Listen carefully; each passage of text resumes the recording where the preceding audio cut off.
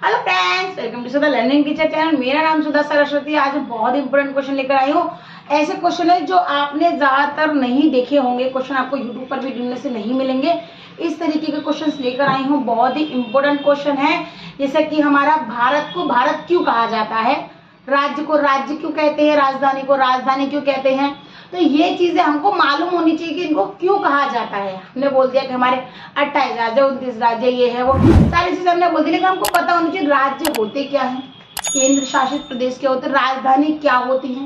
ये चीजें हमको छोटी छोटी चीजें वो हमको पता होनी चाहिए, क्योंकि जब तक हमको ये नहीं पता होगी जब तक हमको आगे चीजें समझ में नहीं आएंगी। तो वीडियो स्टार्ट करेंगे, देखिएगा।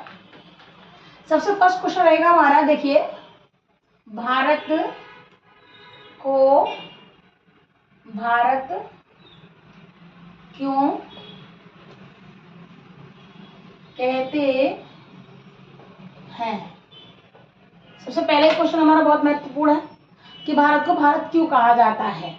तो देखिएगा, भारत को भारत इसलिए कहा जाता है कि जो फर्स्ट टाइम में हमारे जो तीर्थ कर रहते थे भगवान, जो हमारे एक तरह से भगवान ऋषभदेव थे, ऋषभदेव जो भगवान थे, ठीक है। तो वहां पर क्या था कि दो लोग थे, एक राजा दुष्यंत और दूसरी रानी शकुंतला देवी, जो भी थी, और राजा रानी दोनों, उनके एक पुत्र हुए थे। सबसे पहले उनके शुरू में उनके एक पुत्र हुए थे। तो उनके पुत्र थे, उनका नाम क्या था, भरत नाम था। उनका क्या था, भरत नाम था। तो धीरे धीरे देखिए, धीरे धीरे सारी चीज आगे बढ़ती गई, वो बड़े हो गए। उसके आगे क्या किया, धीरे धीरे उन्हीं के नाम पर हमारे भारत देश का नाम भारत पड़ गया, क्योंकि भरत नाम था उनका। तो लोगों ने भरत की जगह थोड़ा सा एक बढ़िया का डंडा बढ़ा के उसको भारत कर दिया, ठीक है। अब देखिएगा, इसी को आंसर को देख लीजिएगा। राजा दुष्यंत और रानी, राजा दुष्यंत और रानी क्या नाम था उनका, शकुंतला देवी। देखिए, शकुंतला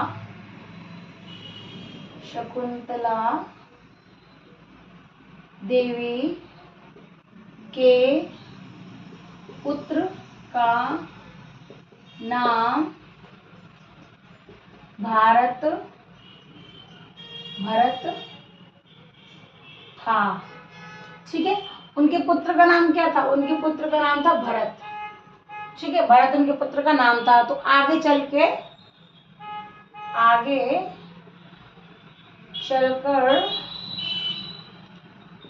हमारे देश का नाम भारत पड़ा, ठीक है। इन्हीं के नाम से हमारे देश का नाम भारत पड़ा था। ये वाला हो गया हमारा पहला महत्वपूर्ण प्रश्न।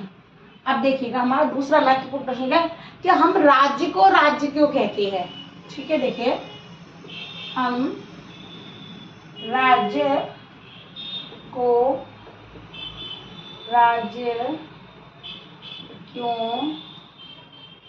कहते हैं, क्योंकि जैसे कि हमको पता होना चाहिए कि हम राज्य को राज्य क्यों कहते हैं। तो देखिए, इसका आंसर देखेंगे हम।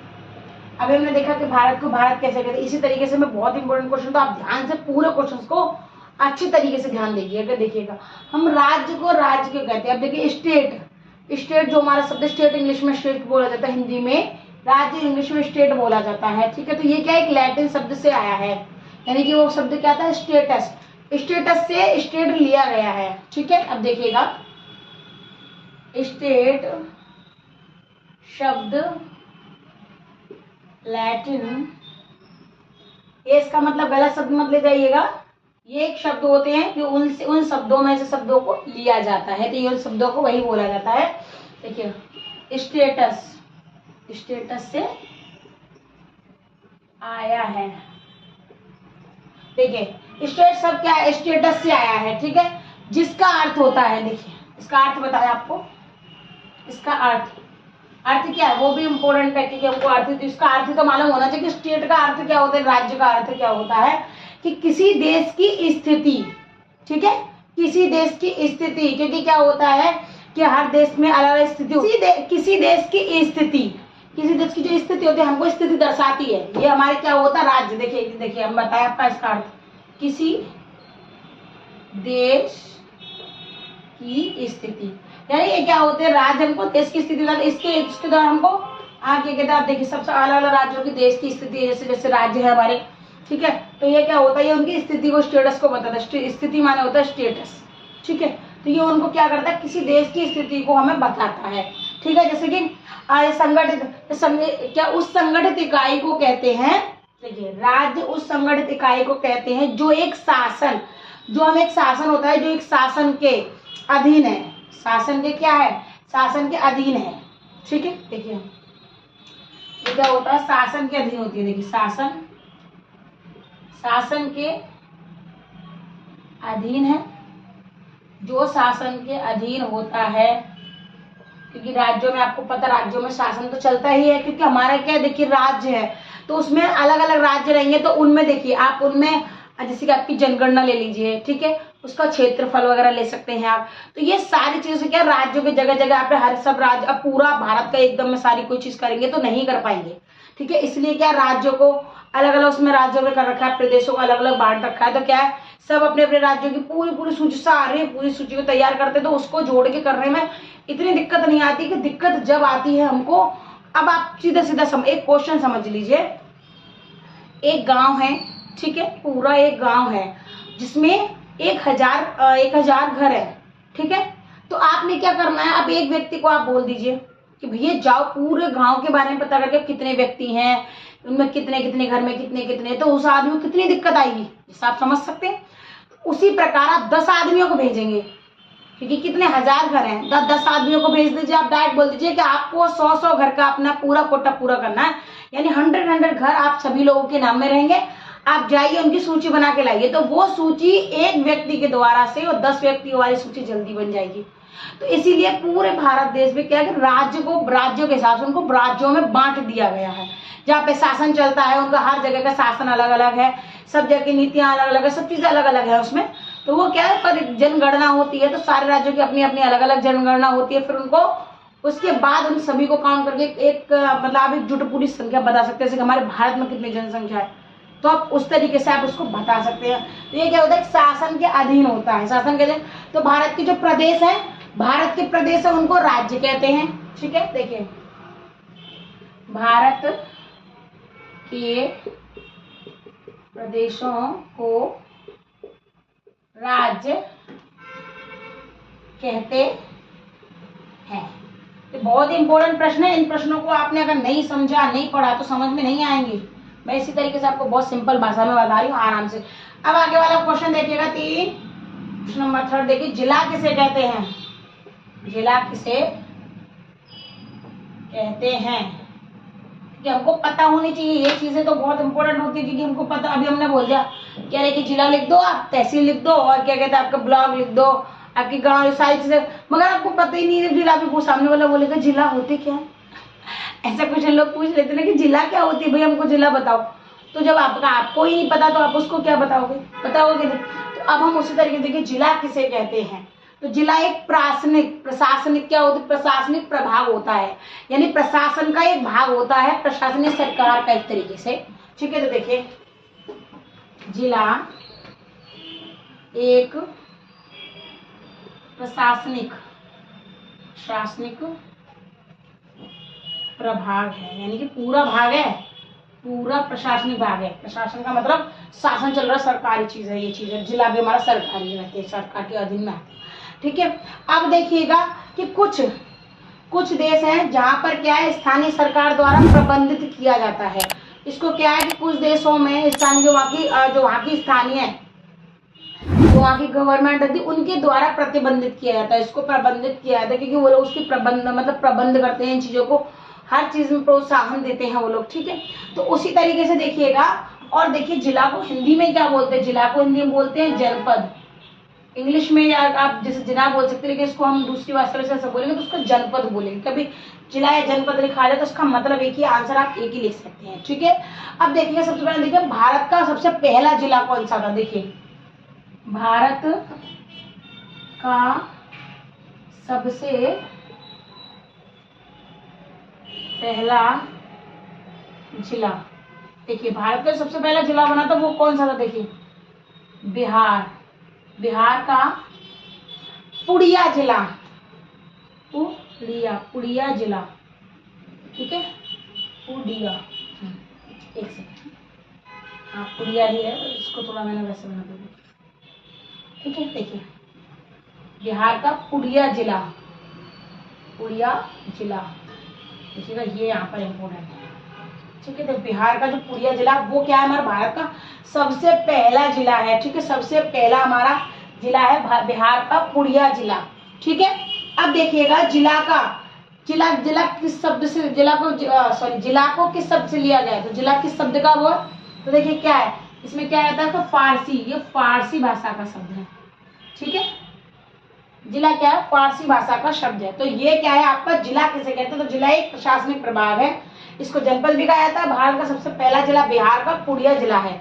और इस शब्द को कैसे गए, ये शब्द कौन सी भाषा है, फारसी भाषा में, फारसी भाषा का ये शब्द है। तो अब मैं आपको बता दूं क्वेश्चन नंबर 4, ध्यान से क्वेश्चन को देखिएगा, बहुत अच्छी तरीके से समझ लीजिएगा, क्योंकि मैं इसी तरीके से आपको सिंपल तरीके से समझा दूंगी कि हमको ये भी चीजें पता होनी चाहिए कि हम राज्य किसे कहते हैं, राजधानी किसे कहते हैं, देश की, भारत का देश भारत क्यों पड़ा, भारत का नाम।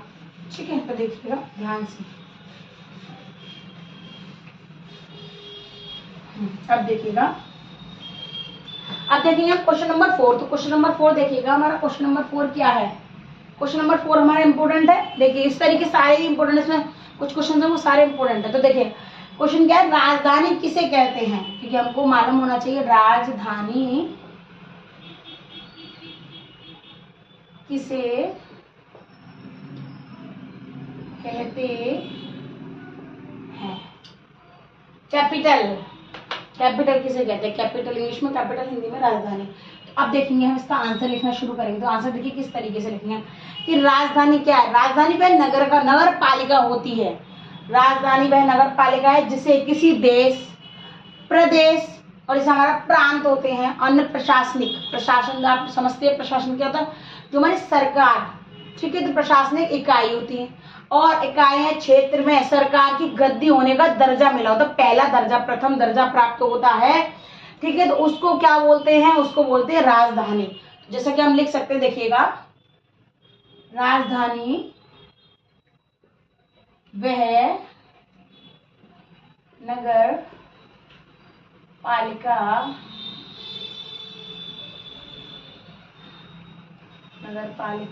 राजधानी वह नगर पालिका होती है। देखिए होती है जिसमें देश, प्रदेश,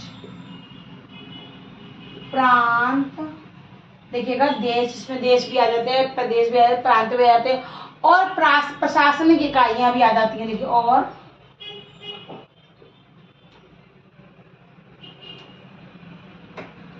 प्रशासनिक इकाई, देखिएगा प्रशासनिक इकाई हो गई। और क्या कहते हैं, और क्या हो गए, क्षेत्र में, जो हमारा जो क्षेत्र होता है, क्योंकि हमारा एरिया भी तो होना चाहिए ना, तो क्षेत्र में सरकार, देखिएगा अथवा क्षेत्र में सरकार। देखिए क्षेत्र में क्या है, सरकार की जो गद्दी होने का प्राथमिक दर्जा हासिल होता है। देखिए सरकार की गद्दी होने का प्राथमिक, यानी कि पहला प्राथमिक दर्जा प्राप्त होता है। ठीक है, दर्जा हासिल है, दर्जा प्राप्त होता है, तो पहला दर्जा जो मिलता है तो वो किसको मिलता है, राजधानी को। क्योंकि क्या ये भी हमारी नगर पालिका इकाई है, क्योंकि इसमें क्या देखो देश है, प्रदेश की, प्रांत, प्रशासनिक इकाई, तो सरकार की गद्दी होने का प्राथमिक दर्जा प्राप्त। कि सबसे पहले क्या है, इनमें क्या, भारत हमारे देश में राजधानियां हैं, सभी देशों की राजधानी है, किसी किसी की तो क्या है कि एक राजधानी, दो राज्यों की राजधानी है। ठीक है, तो उसी तरीके से देखिएगा, अब देखिएगा सबसे प्रथम हमारे भारत की सबसे प्रथम राजधानी थी, तो वो कौन सी थी, देखिएगा प्रथम राजधानी हमारी भारत की कौन सी थी, प्रथम राजधानी कौन सी थी, देखिए पहला हमारा राजधानी कलकत्ता। ठीक है, अब हमारे भारत की राजधानी क्या है? नई दिल्ली। ठीक है, अब देखिएगा, अब इसका क्वेश्चन नंबर देखेंगे हम। क्वेश्चन नंबर देखिएगा 5। क्वेश्चन सारे इंपोर्टेंट, आप देखिए, ये वाला और इम्पोर्टेंट क्वेश्चन है कि केंद्र शासित प्रदेश क्या होते हैं? केंद्र शासित प्रदेश क्या होते हैं? केंद्र शासित प्रदेश क्या होते हैं, क्योंकि हमको क्या है, हमको पता होने चाहिए है कि केंद्र शासित प्रदेश क्या होते हैं। ठीक है, तो चलिए इसके उत्तर के ऊपर चल जाते हैं हम। अब देखिएगा कि भारत में क्या है, भारत में एक प्रकार का प्रशासनिक प्रभाग है हमारा, ये भी प्रशासन का ही है, प्रशासन का ही, क्योंकि सारी चीजें गवर्नमेंट से रिलेटेड है। ठीक है, तो देखिए केंद्र शासित प्रदेश क्या, देखिए भारत का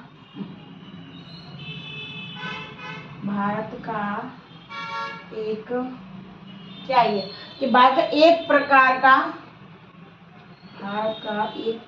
का प्रशासनिक भाग है।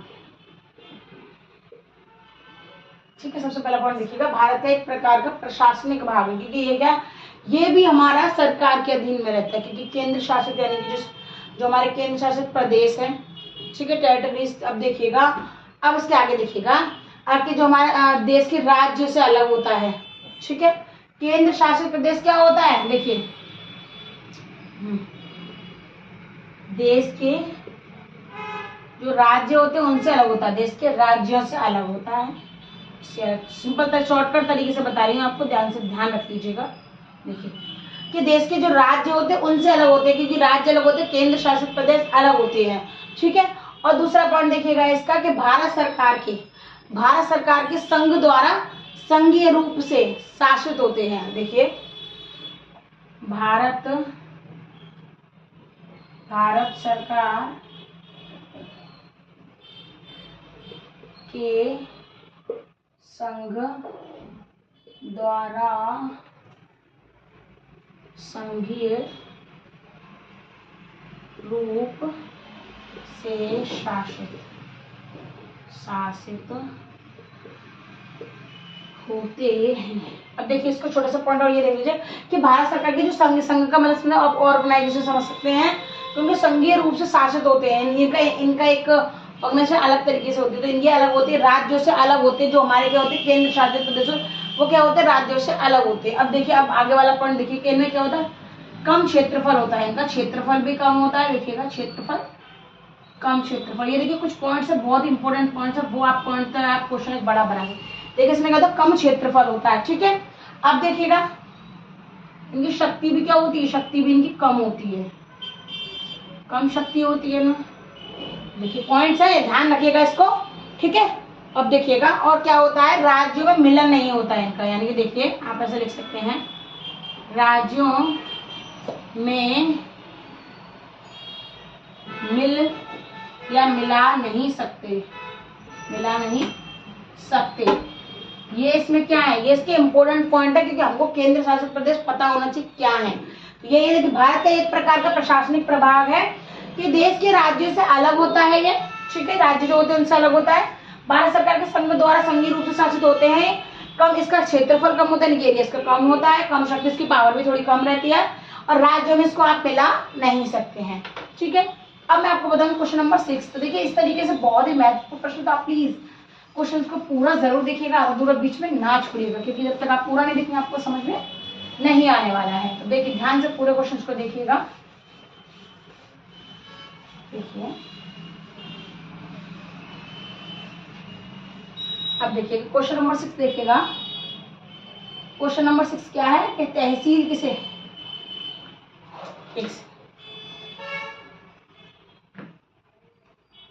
तहसील किसे कहते हैं। अब देखिएगा हमें पता होना चाहिए कि तहसील किसे कहा जाता है। अब तहसील क्या होती है, तहसील क्या होती है हमारी, कि तहसील हमारी होती है कि जिला, जो जिला होता है हमारा, देखिए राज्य होगा, राज्य के अंदर कितने जिले आते हैं, राज्य के अंदर जिले आते हैं। अब जिलों को भी और तोड़ दिया तो वो तहसील बन जाते हैं, ठीक है। जैसे कि वहां पर आपने देखा होगा कि वहां पर आप डॉक्यूमेंट्स वगैरह जो गवर्नमेंट डॉक्यूमेंट्स कुछ बहुत वो आप वहां पर तहसील में बनवा सकते हैं। आप बहुत सारी चीजें रजिस्ट्री वगैरह भी हो जाती है आपकी, जैसे कि आप प्लॉट वगैरह कोई खरीदते हैं तो वो भी तो गवर्नमेंट के अधीन ही आती हैं ये सारी चीजें। तो अब देखिए जिला को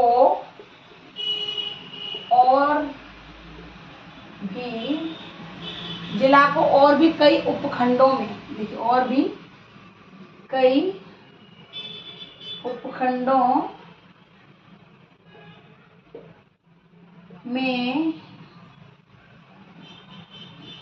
विभाजित, देखिएगा कि विभाजित किया जाता है, विभाजित किया जाता है। देखिएगा दिस पॉइंट बहुत इंपॉर्टेंट है, समझिएगा कि जिला को और भी कई उपखंडों में विभाजित, मतलब आप जिला को भी तोड़ दिया जाएगा तो वो क्या कहलाएगी हमारी, वो कहलाएगी हमारी तहसील कहलाएगी। सीधा सीधा पॉइंट समझ लीजिए। और तहसील किसके अधीन होती है, तो क्या कौन, उसको कौन बोला जाता है, तहसीलदार, जिनके अधीन में पूरी तहसील आती है, यानी कि उसके पूरे अध्यक्ष समझ लीजिए आप, उसके पूरे अधिकारी समझ लीजिए, ठीक है। अब देखिएगा लास्ट क्वेश्चन, देखिएगा क्वेश्चन नंबर 7 जो हमारा लास्ट क्वेश्चन है कि आरटीओ किसे कहते हैं। देखिए छोटा सा क्वेश्चन है बट बहुत ही महत्वपूर्ण है। RTO, आप ऐसे समझ लीजिए, RTO, ठीक है, किसे कहते हैं। अब देखिएगा आरटीओ किसे कहा जाता है कि क्षेत्रीय परिवहन जो अधिकार बोला जाता है वो इसको आरटीओ बोला जाता है। आप देख लीजिएगा इसको, पहले हम सबसे पहले इसका आंसर लिखेंगे। तो आंसर में सबसे पहले क्या करें, हम इसकी फुल फॉर्म आपको बताएंगे। देखिए रीजनल, ठीक है, आरटीओ, देखिए रीजनल ट्रांसपोर्ट क्या ऑफिस। अब देखिए मतलब जो इसको अटेंड करता है, जो इसके क्या होते हैं, जो एक तरह से आप इसके पूरे अधिकारी होते हैं, कौन होते हैं इसके, तो उनको बोलते हैं ट्रांसपोर्ट, यानी कि क्षेत्रीय परिवहन अधिकारी। आप ऑफिसर हो गए तो वो क्षेत्रीय परिवहन अधिकारी हो जाते हैं। तो ये देखिए तो उसकी फुल फॉर्म हो गई, आरटीओ की फुल फॉर्म हो गई। अब देखिएगा ये देखिएगा क्षेत्रीय परिवहन, क्षेत्रीय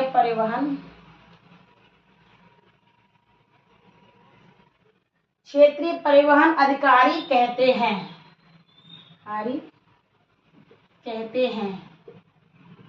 ठीक है।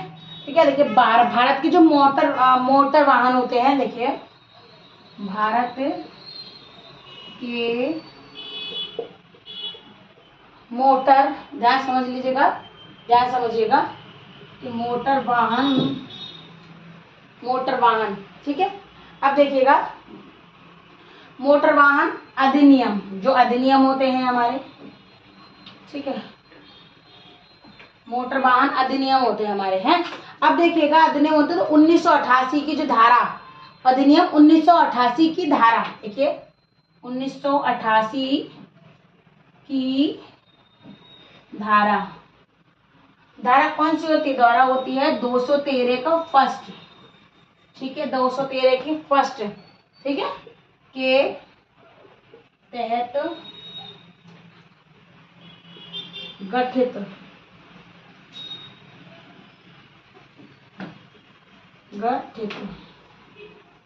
देखिए अधिनियम 1988 की धारा 213A के तहत गठित राज्य सरकार जो होती है हमारी, उसके द्वारा मतलब राज्य सरकार इस तरीके से गठित होती है, यानी कि बनाई जाती है इन अधिनियमों के द्वारा, ठीक है। राज्य सरकारों द्वारा प्रशासित, देखिए सरकारों द्वारा प्रशासित एक कार्यालय है, यानी कि एक ऑफिस है। देखिएगा कि क्षेत्रीय परिवहन अधिकारी कहा जाता है जो आके इंचार्ज होते हैं, मेन इंचार्ज, ठीक है, आरटीओ के ऑफिस के।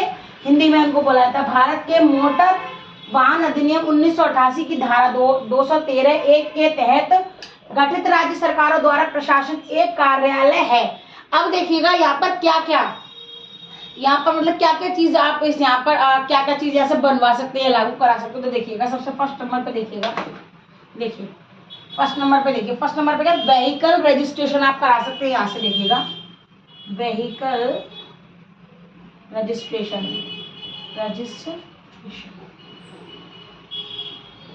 व्हीकल रजिस्ट्रेशन यानी कि वाहनों को आप पंजीकृत करा सकते हैं यहाँ पर, ठीक है। उसका दूसरा वाला देखिएगा, दूसरा वाला क्या, ड्राइविंग लाइसेंस बन जाएगा आपका। यहाँ से देखिएगा ड्राइविंग लाइसेंस, ठीक है, ड्राइविंग लाइसेंस बन जाएगा आपका। फिर थर्ड पॉइंट पे देखिएगा आप, तीसरा वाला ट्रांसपोर्टेशन, जो सेफ्टी बनवाया जाता है वो भी आपका यहीं से बनेगा। देखिएगा ट्रांसपोर्टेशन, हाँ ट्रांसपोर्टेशन सेफ्टी, यानी कि जो वाहन की आपकी सेफ्टी जो बनवाई जाती है वो भी आपकी यहीं पर बनेगी। और सबसे लास्ट यानी कि point number 4, point number database, database जो मेंटेनेंस कराया जाता है वो आप यहीं से करा सकते हैं। देखिएगा डेटाबेस मेंटेनेंस, ठीक है। तो ये देखिए, ये आप 4 चीजें हैं जो आप आरटीओ ऑफिस से करा सकते हैं। तो आरटीओ का मतलब आपका क्या होता है, आरटीओ मतलब होता है रीजनल ट्रांसपोर्ट ऑफिस, ठीक है। आरटीओ की फुल फॉर्म होती है, और ये जो अधिकार वहाँ के अधिकारी को बोलते हैं क्षेत्रीय परिवहन अधिकारी, यानी यहाँ का रीजनल ट्रांसपोर्ट ऑफिसर उनको बोल सकते हैं। तो ये क्या थे, बहुत ही ज्यादा महत्वपूर्ण प्रश्न थे। अगर आपको मेरी वीडियो पसंद आए तो प्लीज लाइक शेयर कमेंट करना ना भूलें। मेरे चैनल को सब्सक्राइब जरूर करें। धन्यवाद।